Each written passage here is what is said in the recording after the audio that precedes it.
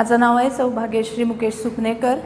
मी माझ्या शाळेचं नाव आहे सौ सुंदरदेवी राठी हायस्कूल आणि आज आपण इंग्लिश विषयाबद्दल ग्रामरचा भाग बघणार आहोत। मागच्या व्हिडिओमध्ये आपण सुरुवात केली होती ती म्हणजे क्वेश्चन टॅगची, पण त्यावेळेस आपण अगदी बेसिक ज्या गोष्टी असतात त्या बेसिक गोष्टी बघितल्या होत्या किंवा नियम बघितले होते। आता आपण त्याच्या थोडंसं पुढे जाणार आहोत, पण पुढे जाण्याच्या आधी आपण थोडंसं रिवाइज करणार आहोत की क्वेश्चन टॅग कसा असतो। आता सर्वात महत्त्वाचं म्हणजे क्वेश्चन टॅग किंवा ज्याला QT हे शॉर्ट फॉर्म आहे, हे करताना आपण बघितलं की होय किंवा छोटा प्रश्न हा आपल्याला करावा लागतो। हे करत असताना दोन गोष्टींची आवश्यकता आहे, SV आणि S आणि क्वेश्चन मार्क, म्हणजे सहाय्यकारी क्रियापद आणि कर्ता आणि त्याला प्रश्नचिन्ह याची आवश्यकता असते। आता आपण त्याच्यामध्ये बघितला की जो प्रश्न असतो हा प्रश्न दोन प्रकारे करता येतो, एक तर निगेटिव्ह किंवा पॉझिटिव्ह, म्हणजे नकारार्थी प्रश्न किंवा होकारार्थी प्रश्न। जर तुमचं वाक्य हे जर समजा होकारार्थी असेल तर तुमचा प्रश्न हा नकारार्थी करावा लागतो। जर तुमचं वाक्य निगेटिव्ह असेल किंवा नकारार्थी असेल तर तुम्हाला प्रश्न होकारार्थी करावा लागतो। आपण तेही बघितलं की निगेटिव्ह वाक्य ओळखायचं कसं, तर सगळे N वाले शब्द आले असतील, नो, नॉट, नेवर, नथिंग, तर तुमचं वाक्य हे नकारार्थी गृहीत धरलं जातं किंवा नकारार्थी वाक्य असतं आणि या नकारार्थी वाक्याचा प्रश्न तुमचा होकारार्थी करावा लागतो। तर या सगळ्या ह्याच्यामध्ये प्रोसेसमध्ये किंवा ह्याच्यामध्ये आपण फक्त बेसिक बघितलं की प्रश्न कसा तयार केला जातो। आता आपण काही अजून गोष्टी त्यातल्या डिटेल्स बघणार आहोत, ते म्हणजे जर समजा सहाय्यकारी क्रियापद ॲम आलं तर त्याच्यामध्ये थोडासा बदल आहे। तर कोणता बदल आहे, तर जर समजा तुमचं वाक्य असं आहे, समजा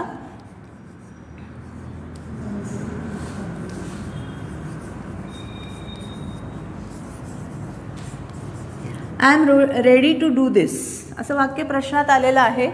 आता ह्याच्यामध्ये तुम्ही वाक्य ओळखू शकाल की हे वाक्य होकारार्थी आहे का नकारार्थी आहे। ह्याच्यामध्ये कुठेही N वाला शब्द आलेला नाही आहे, मग N वालेला शब्द आलेला नाही याचा अर्थ हे वाक्य होकारार्थी आहे आणि तुम्हाला प्रश्न करायचा आहे नकारार्थी।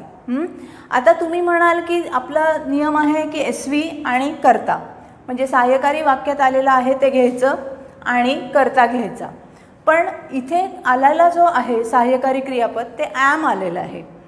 तर ह्याच्यामध्ये आपल्या ग्रामरमध्ये असा नियम आहे की ह्याच्यामध्ये ॲमला NT लावलं जात नाही, म्हणजे ॲमंट आय असं केलं जात नाही। तर त्याच्याऐवजी बदल आहे, इथे आपल्याला R घ्यावा लागतो, N लिहिणार शॉर्ट फॉर्ममध्ये, नॉट शॉर्ट फॉर्ममध्ये लिहिणार आणि मग करता आम्ही आय घेऊन क्वेश्चन मार्क देणार। हा सर्वात मोठा बदल आहे आणि ह्याच्यात गोंधळ होतो हा, म्हणून हे अगदी लक्षात ठेवा, लिहून घ्या आणि परत परत वाचा।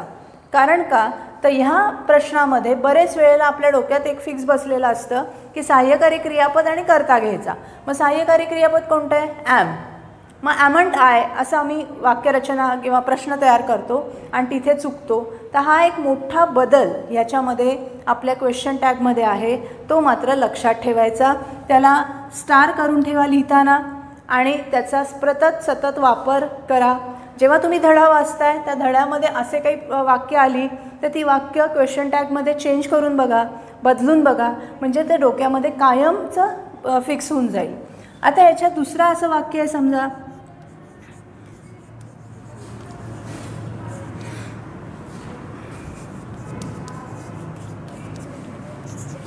I am not accept such a wrong thing किंवा सच अ थिंग असं दिलेलं आहे। आता बघा इथे नॉट हा N वाला शब्द आलेला आहे, म्हणजे आता तुम्हाला हे सहज कळून चुकलेलं आहे की नॉट वाला शब्द आलेला आहे, N वाला शब्द आलेला आहे, म्हणजे नकारार्थी वाक्य आहे आणि आम्हाला आता करायचा आहे प्रश्न होकारार्थी। आता इथे मात्र करताना आरचा वापर करायचा नाही, तर इथे ॲम आहे तसं घ्यायचं आणि आय घेऊन क्वेश्चन मार्क करायचा। बघा दोन्ही वाक्य तुमच्या डोळ्यासमोर आहेत। हे करत असताना हे अगदी लक्षात ठेवा की नकारार्थी वाक्य असेल आय ॲम, जेव्हा ॲम हे सहाय्यकारी क्रियापदाचा वापर जेव्हा असतो आणि जेव्हा नकारार्थी वाक्य असतं तेव्हा तुमचा ॲम आय चालतं, पण जेव्हा होकारार्थी वाक्य आहे म्हणजे ज्याच्यामध्ये N वाले शब्द नाही आहेत अशा वेळेस मात्र ॲमंट आय करायचं नाही, आरंट आय हे करायचं. हे दोन्ही वाक्य तुम्ही जेव्हा बघत असाल हा व्हिडिओ तेव्हा लिहून घ्या, सतत त्याचं वाचन करा आणि अशी वाक्य शोधा. आपल्या पुस्तकांमध्ये आहेत किंवा ग्रामरचं जर पुस्तक असेल तर ग्रामरच्या पुस्तकांमध्ये अशी वाक्य आहेत, ती सॉल्व करा, सोडवा, म्हणजे परत ह्याचा सराव होईल. कारण बरेच वेळेला असं फसवं वाक्य बोर्डाच्या परीक्षेमध्ये किंवा 9वीच्या तुमच्या परीक्षेमध्ये हे विचारलं जातं आणि इथे तुम्हाला येत असून कारण नसताना मार्क जाऊ शकतात. त्यामुळे ह्या गोष्टीचा सराव तुम्ही नक्की करायचा आहे. त्याच्यानंतर अजून एक भाग आहे, तो म्हणजे जे 2 तुमचे सहाय्यकारी क्रियापदं आहेत, विल आणि शॅल, हे जर वाक्यामध्ये आले, समजा ह्याचा प्रश्न तयार करायचा असेल तर तुम्हाला थोडासा फरक आहे. तर कोणता आहे? तर समजा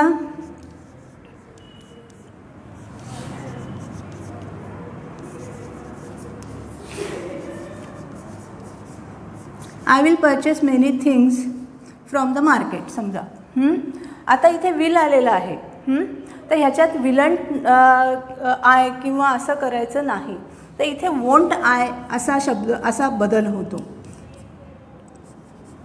तर हा महत्त्वाचा लक्षात ठेवा. किंवा इथे शॅल आलं असेल तर इथे शँट आय हा मोठा बदल होतो. म्हणजे बरेच वेळा विल नॉट आय असे जण बरेच वेळा परीक्षेत करतात अंदाजे, किंवा शॅल आला असेल तर शॅल नॉट आय असं करतात, पण तिथे तुमचं चुकणार आहे आणि पूर्ण मार्क जाणार आहेत.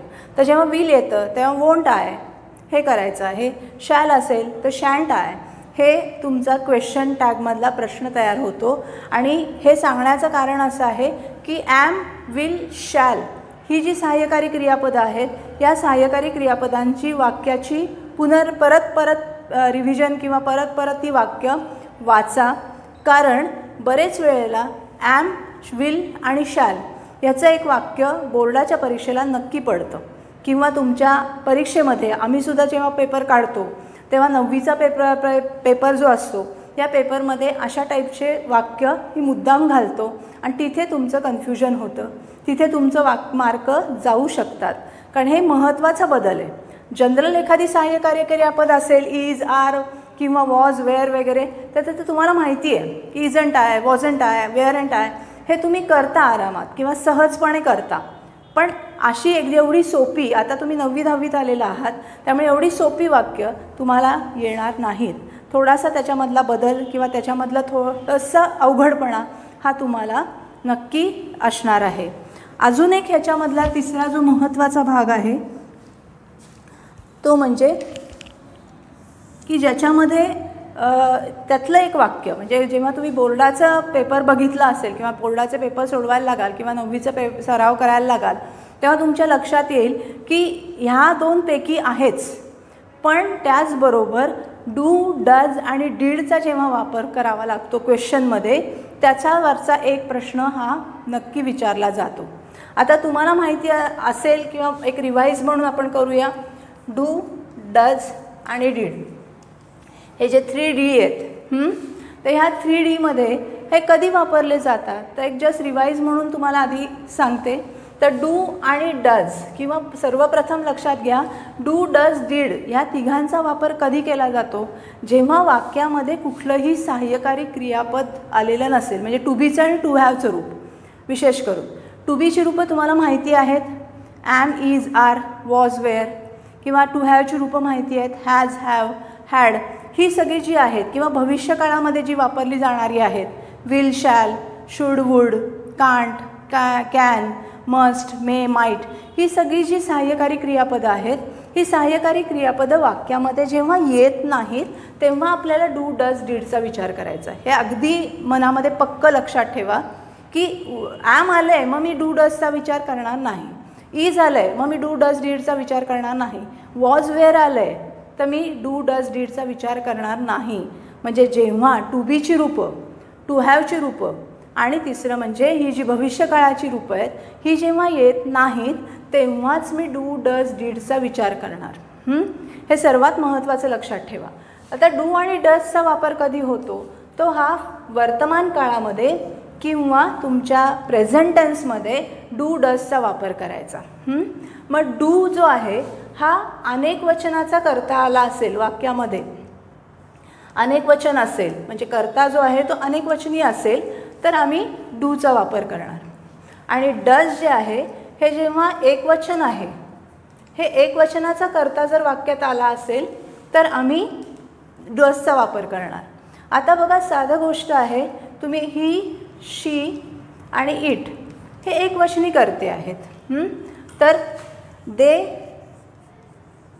वी हे जे आहेत किंवा इवन आय हे सगळे काय आहेत, यू इवन हे सगळे अनेक वचनात मोडतात, हे सगळे करता. तेव्हा तुम्ही डूचा विचार करायचा. म्हणजे सर्वात परत बघा, डू आणि डज आणि डीड ह्याचा वापर तुम्ही कधी करणार, जेव्हा सहाय्यकारी क्रियापद टू बीची रूपं, टू हॅवची रूपं किंवा भविष्यकाळाची रूपं आली नसतील तरच डू डज डीडचा वापर करायचा.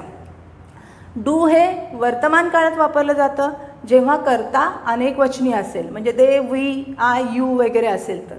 डज कधी वापरणार, जेव्हा एक वचन आहे, वर्तमान काळ आहे, एक वचन आहे, कर्ता एकवचनी आहे म्हणजे ही, शी, इट आहे तर तुम्ही डजचा वापर करणार. आणि डीड कधी वापरणार, जेव्हा भूतकाळ आहे, मग ते एकवचन असू देत नाहीतर अनेक वचन असू देत, तुम्ही तेव्हा भूतकाळामध्ये डीडचा वापर करणार. आता तुम्ही म्हणणार की मग आता हे वर्तमान काळ आहे, हे भूतकाळ आहे असं तुम्ही म्हणताय आणि वर्तमान काळामध्ये डूचा वापर करा, वर्तमान काळामध्ये एकवचन असेल तर डजचा वापर करा किंवा भूतकाळ असेल तर डीडचा वापर करा. पण ते ओळखायचं कसं, तर सर्वात महत्त्वाचं आहे आपल्याकडे वर्ब. सगळ्या गोष्टी या वर्बवर अवलंबून असतात. बघा तुम्ही काय क्रिया करताय ह्याच्यावर सगळं अवलंबून आहे. सपोज तुम्ही चांगलं काही एखादी गोष्ट केली तर तुम्हाला शाबासकी मिळते.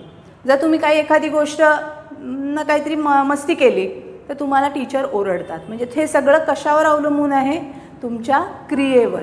तसंच ह्या ग्रामरमध्ये किंवा आपल्या इंग्लिशच्यामध्ये वर्तमान काळ, भूतकाळ हे जे आपण म्हणतो आहोत हे कसं शोधायचं तर व्हर्बवरनं. बघा व्हर्बमध्ये जर समजा तुमच्या व्हर्बला एस, ई एस किंवा व्हर्बचं मूळ रूप आलं असेल. बघा उदाहरणार्थ समजा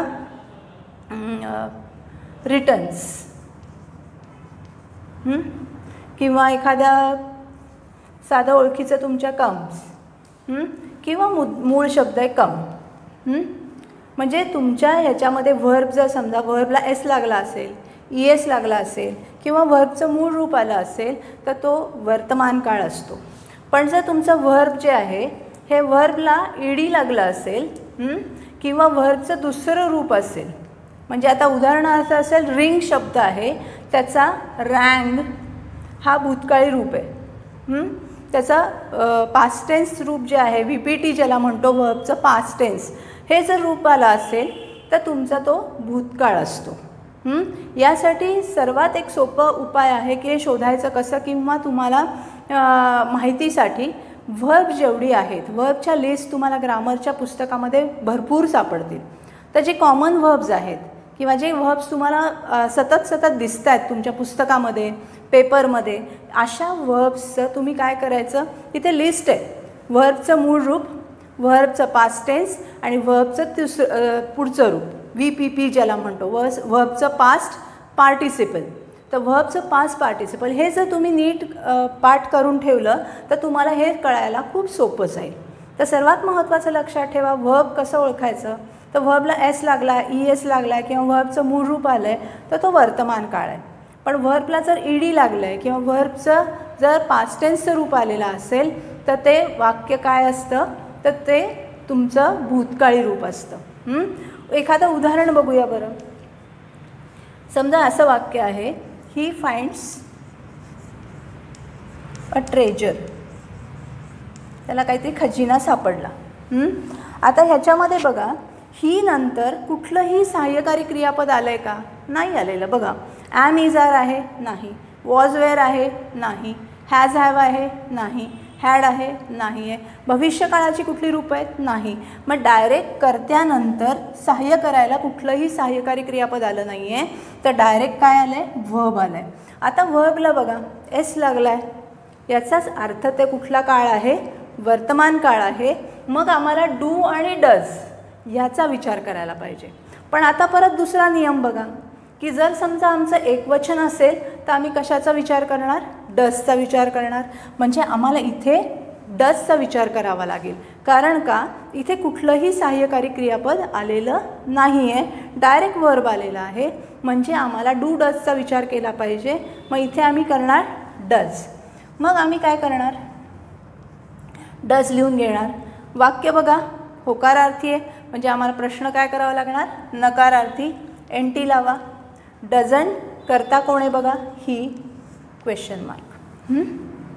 आता ह्याच्याच मध्ये काही वेळेला फसवं वाक्य कसं येतं बघा.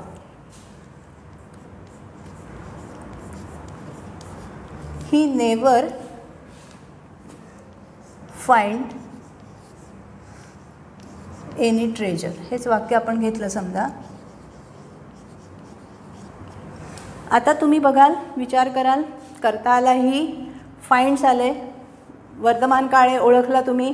डज घ्यायचं आहे कारण एकवचन आलं आहे आणि तुम्ही डझंट ही करून मोकळे होता. आता बघा काय गंमत झाली आहे, इथे एक शब्द आला आहे नेव्हर, एनवाला शब्द आलेला आहे. याचा अर्थ आमचं वाक्य निगेटिव्ह आहे, नकारार्थी आहे. मग आम्हाला प्रश्न परत निगेटिव्ह करून चालणार नाही, तर आम्हाला प्रश्न होकारार्थी करावा लागणार आहे. म्हणून आम्हाला इथे डज तर घ्यावंच लागेल, पण आम्हाला तिथे एनटी लावता येणार नाही. म्हणता डज घ्यावा लागणार आहे, डझंट ही करून मोकळे होता. पण हे करताना तुम्ही केलंय प्रश्न बरोबर, पण इथे चूक काय होणार होती, तर नेवर आले तर डझंट ही करून चालणार नाही, तर ते प्रश्न कसा करावा लागणार आहे, होकारार्थी. बघा हेही वाक्य तुमच्या डोळ्यासमोर आहेत, मुद्दामून घेतलेली आहेत, एक नकारार्थी प्रश्नाचा आणि एक होकारार्थी प्रश्नाचा. तर ह्याही गोष्टी नीट काळजीपूर्वक बघा. ही अशा प्रकारची वाक्य तुम्हाला तर प्रत्येक पेजवर सापडतील. आपण जेव्हा धडा वाचतो, कारण धडा वाचन हे सर्वात महत्त्वाची गोष्ट आहे.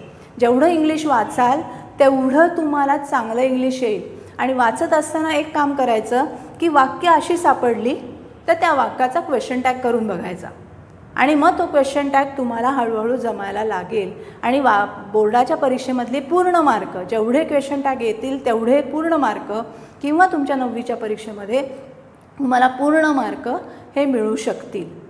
तर हे सगळे नियम जे आहेत, हे नियम सगळे व्यवस्थित लिहून घ्या, परत परत करा. आणि ह्याची प्रॅक्टिस म्हणजे की ग्रामरचं पुस्तक नाही आहे म्हणून अडून राहायचं नाही. आपलं पुस्तकच हे आपलं ग्रामरचं पुस्तक आहे. आपण जेवढं वाचू, अभ्यासासाठी म्हणून जेवढे पॅसेजेस वाचू, त्याच्यात अशा प्रकारची अनेक वाक्य तुम्हाला सापडतील. आणि त्या वाक्याचा तुम्ही क्वेश्चन टॅगची सतत सराव केलात नियमांना वाचून, तर तुम्हाला नक्की क्वेश्चन टॅग छान होऊ शकेल.